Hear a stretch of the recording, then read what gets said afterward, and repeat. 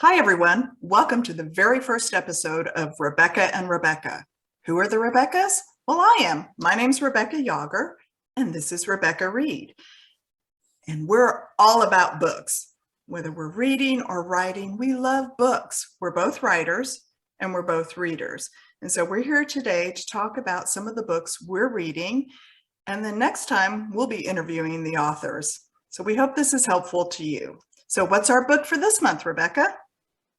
This month, we're going to review Out of the Water, it was just published last year in October. It's by Anne Marie Stewart.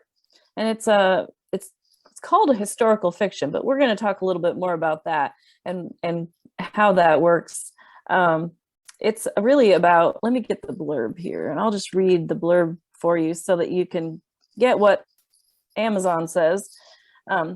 Irish immigrant Chauvin Kilday's impetuous flight from a Boston lover in 1919 leads her to a new family in an unfamiliar Montana prison town. After a horrific tragedy impacts her children, her land, and her livelihood, Chauvin makes a heart-wrenching decision with consequences that ripple for decades to come. Mysteriously linked to Chauvin is Genevieve Marchand, a battlefront nurse in France who returns stateside to find the absence of a certain soldier is her greatest loss. Anna Hansen, a music teacher who tucks herself away in a small Washington town, assuming her secrets are safe, and Erin Ellis, who thinks she and her husband won the lottery when they adopted their daughter, Claire. These interconnected stories, spanning 3 continents and 5 generations, begin to unravel in 1981 when Claire Ellis sets out to find her biological mother. And this book really does span time with these 5 women that we're going to talk about, from Chauvin in 1919 all the way to Claire in 1981. So while it is technically a historical fiction book, it spans a lot of generations. And I found the book very good overall. I really enjoyed it. I mean, let's just dive right into what I think, if that's all right Sure. with you. My favorite character was probably Chauvin. She starts out the book, and she's a strong character, and I loved reading her sections of it. And as Anne Marie goes on with the book, each chapter is a different point of view from the women, so you get to know all 5 women. But it was a great start to the book, I thought, with Chauvin. I agree. Well, I'm a really big fan of, Ireland and Scotland and all of that stuff. So the fact that she was Irish, I really like that. And she's pretty fiery, and she has a will of her own. She's a little bit stubborn and a little spoiled. But I think her sense of adventure and just wanting more really kind of struck a chord with me. And I liked that. And I liked how she didn't have a lot of the prejudices that other ethnic groups, between the ethnic groups, the Irish and she was just fascinated by the Italians. And, there was just so much there that I really liked. She did have a great adventurous spirit, like you said, and you kind of fall in love with her immediately. But as the book goes on, her strength is just incredible as she faces each obstacle and the difficulties of her journey. That she just finds a way to be strong even in her most painful moments. I agree. And I think that strength also, you see that carried through, as the generations go. Each of the succeeding generations has some of that strength, too. And I think that was really interesting. I mean, the blurb mentioned Genevieve, who was a nurse in World War One. I was like, wait a minute, which one?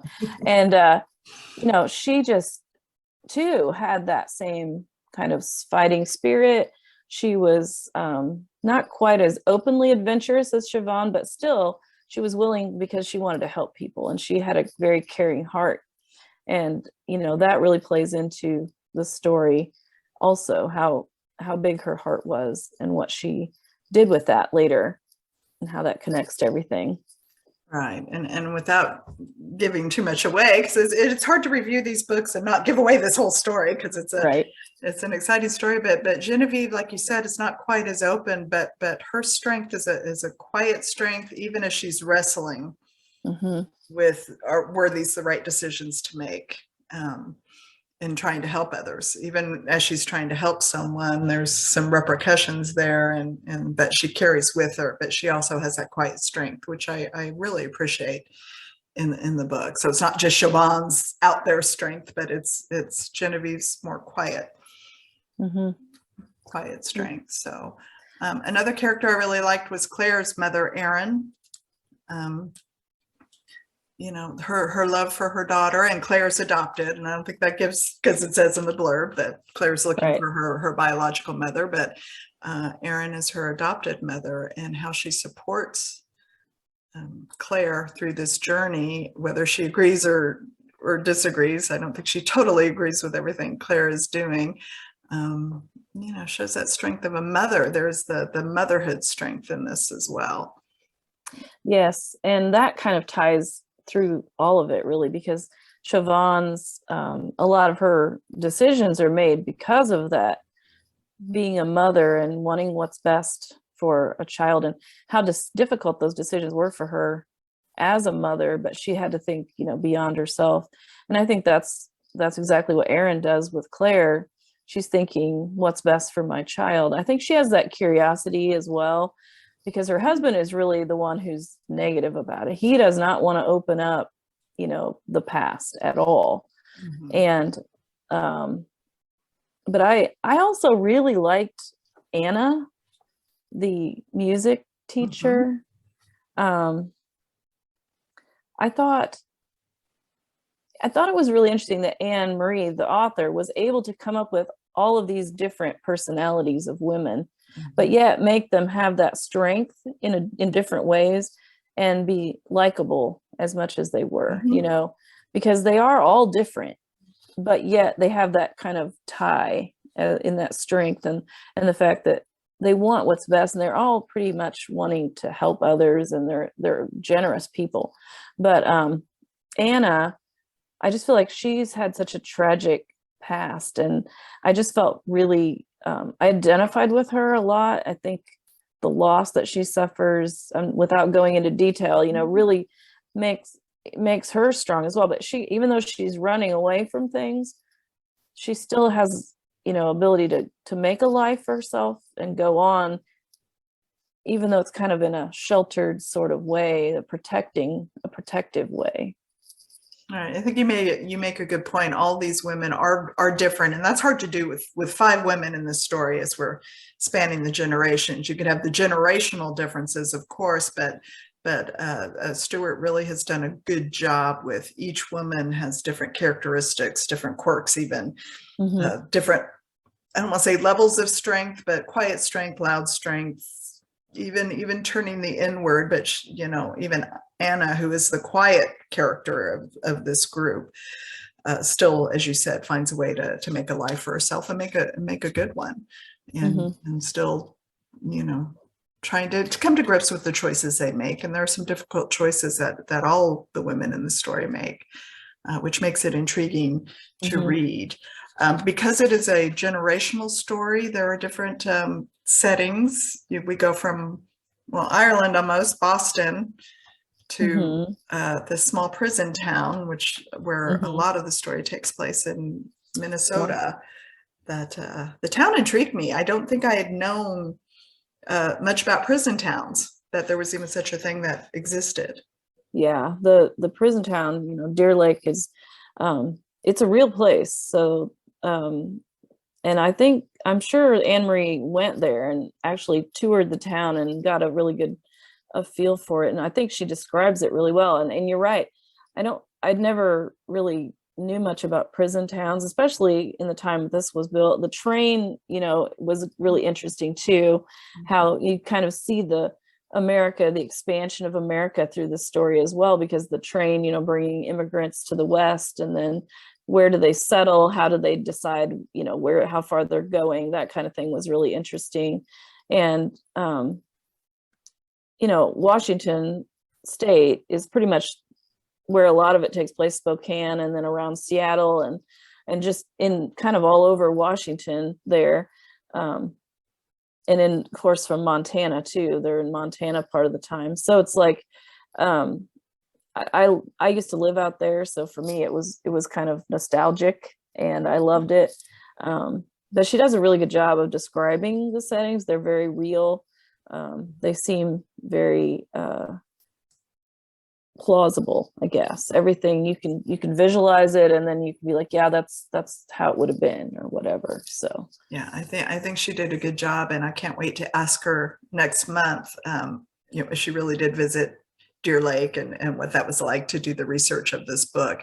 And can't you almost visualize a United States map where you're seeing Siobhan's journey from Boston on the train and going across, yeah, and stuff, yeah, and all the way to Washington? It's a nice historical feature of the United States, and that was a good point of how it was settled and how people moved, or sometimes how they settled. Siobhan, her goal was not to settle in this prison town in Minnesota, but that's where she landed. And that's always interesting to me. Intriguing about that. Talk about conflict for the story. Well, we start out, the major conflict at the beginning, and I think this doesn't really give anything away, because Siobhan, when she moved from Ireland with her aunt, who is not a nice person. She doesn't like her. She doesn't get along with her at all.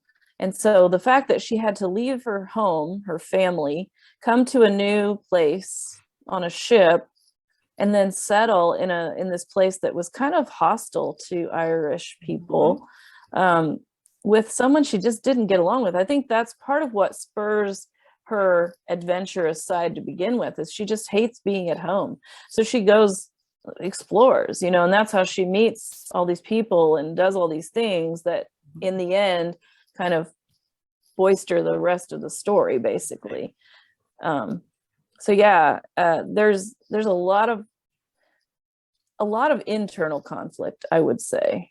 There is external conflict, but a lot of it comes from internal, inside the characters. It's as they make the decisions, what they're faced with externally, and it really, the ripple effects from these decisions that really carry through. And I think Anne-Marie Stewart does a really good job with dealing with the emotions. I'm back to the characters because it's such a strong character story, and lots of intricate mother-daughter relationships, aunt-niece relationship that was not great, which in a sense that relationship catapults Siobhan,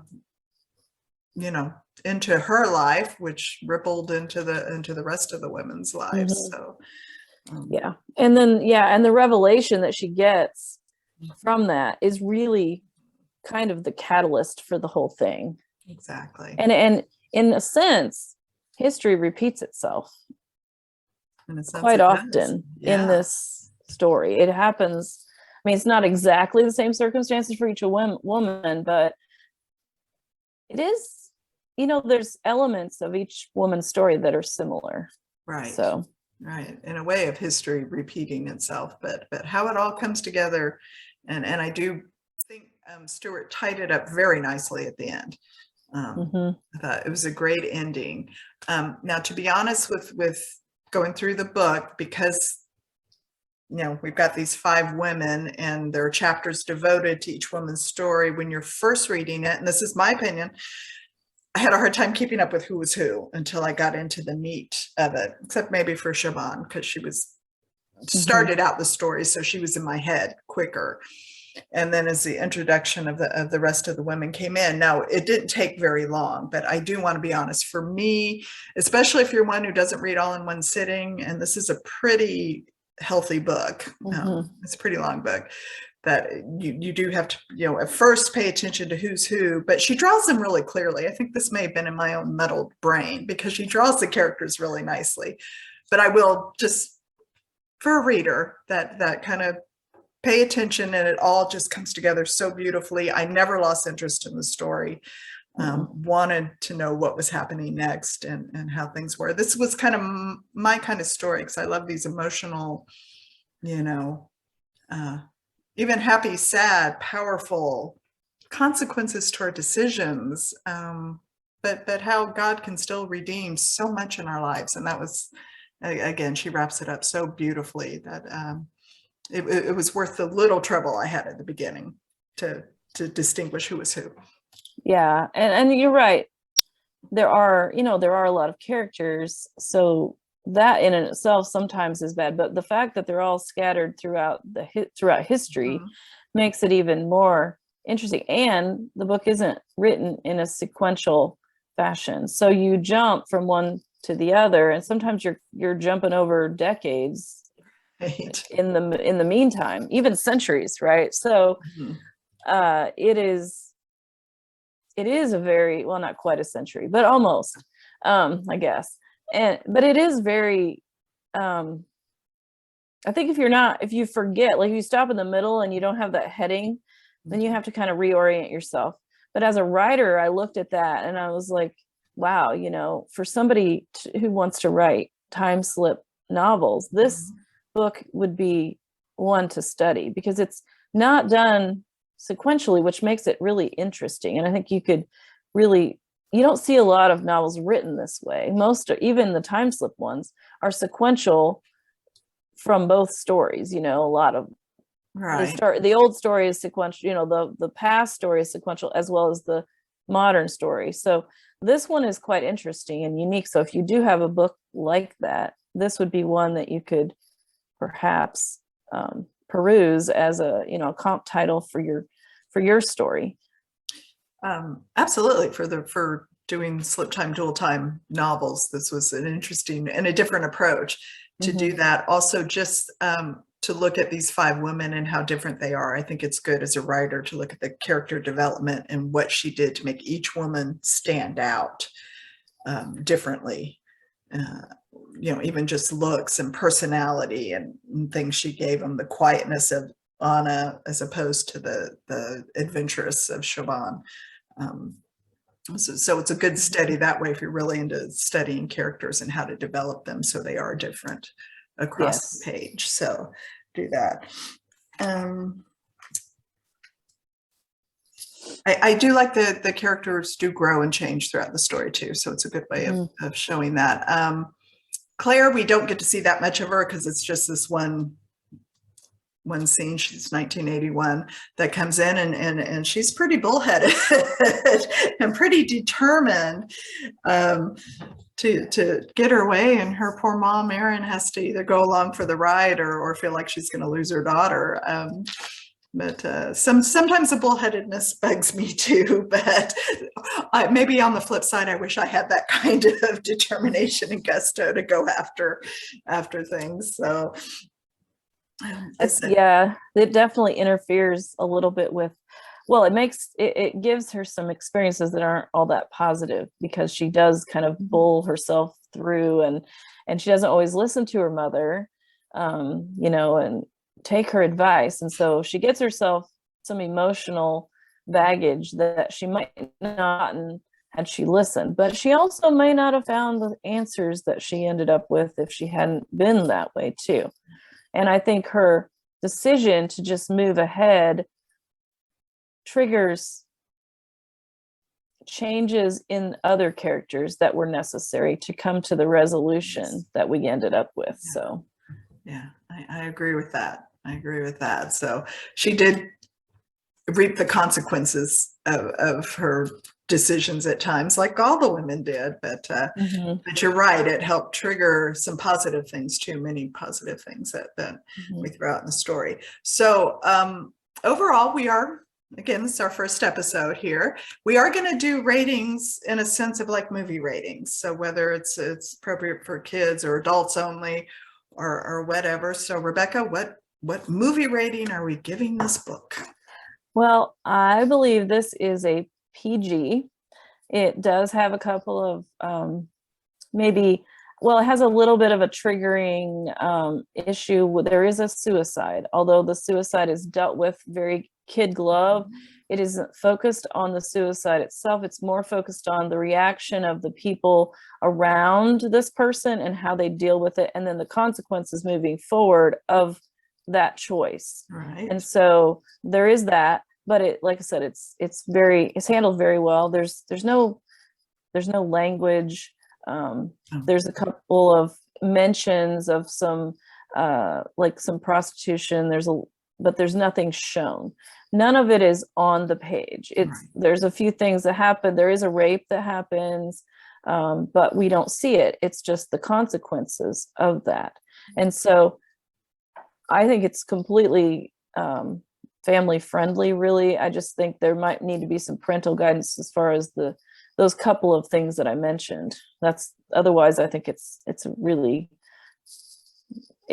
almost G, but not quite. Not quite, because of some of these heavier topics with the sexual assault. It is in a prison town too, and there's a little bit about prison, and the suicide, the emotions and the after effects of the suicide do play a big part. So those would be the only things. And again, a lot of that is off stage, but it is part of the book. So the theme of that might be a little heavier, so I wouldn't call it a G, but I agree with you. I do think it's a PG book on that. We're also going to give a starred rating, and we're going to do one for readers and one as writers on this. So Rebecca, however you want to start, readers or writers, how would you star this book? Well, I think as a writer, I'd have to give it 5. I think there's a lot of really good stuff here that I could learn from. I did learn from as I read it. And so I think it has a lot of benefit there. So I'm going to give it 5 stars there for a writer. What about you?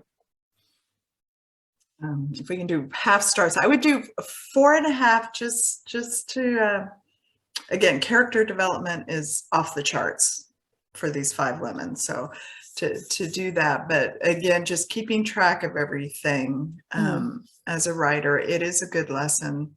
All right. Yeah, I guess I have to up that to 5 stars because you can get so much good from this all the way through. So I think I will agree with you. I will retracting.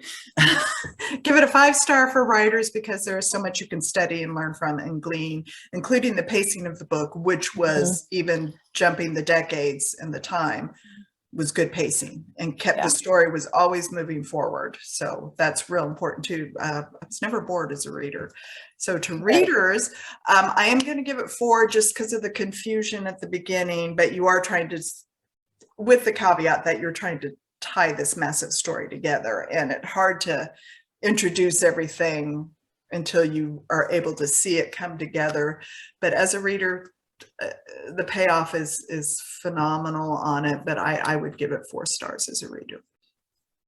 Yeah, I think I would go, I'm kind of like you, like the half, I think I would do like 4.5. Yeah. I wouldn't, I mean, I like to give 5 stars to things, but I think I'm going to try to back that off a little bit for this reviewing, because I tend to just say, oh yeah, I loved it. And just, but I think 4.5, I did love the book. I had some insights that we'll talk about next month as far as knowing who everybody was. So I didn't have the confusion because of that. But yeah, it is. It's a really good book, and I enjoyed it. Well, I think we'll put it on our recommendation list for sure. And speaking of next month, we will have the privilege, and we're so excited to be able to interview the author of this book, Anne-Marie Stewart. And she's going to join us, and then you'll hear all about the insights that Rebecca had with this story and how it came to be. So we hope you will join us again. And thank you for being a part of our very first episode on this. Any other closing words, Rebecca? Well, if you'd like to learn a little bit more about us or learn more about what we're planning on doing, we are going to have a website, rebeccaandrebecca.com. And we have, this will be available as a podcast and a YouTube video. So be sure and check out whichever you prefer. If you like to watch or listen, it's entirely up to you. We have it available on both of those. And we're so excited that you joined us for this. And we welcome suggestions or anything, that you would like to share. So Yeah. Yeah, please contact us. Again, it's rebeccaandrebecca.com, and there'll be ways to contact us there, and there'll be links to the podcast as well as to the YouTube video. So we hope you will join us in February when we interview Anne Marie Stewart, the author of Out of the Water, and we'll see you next time.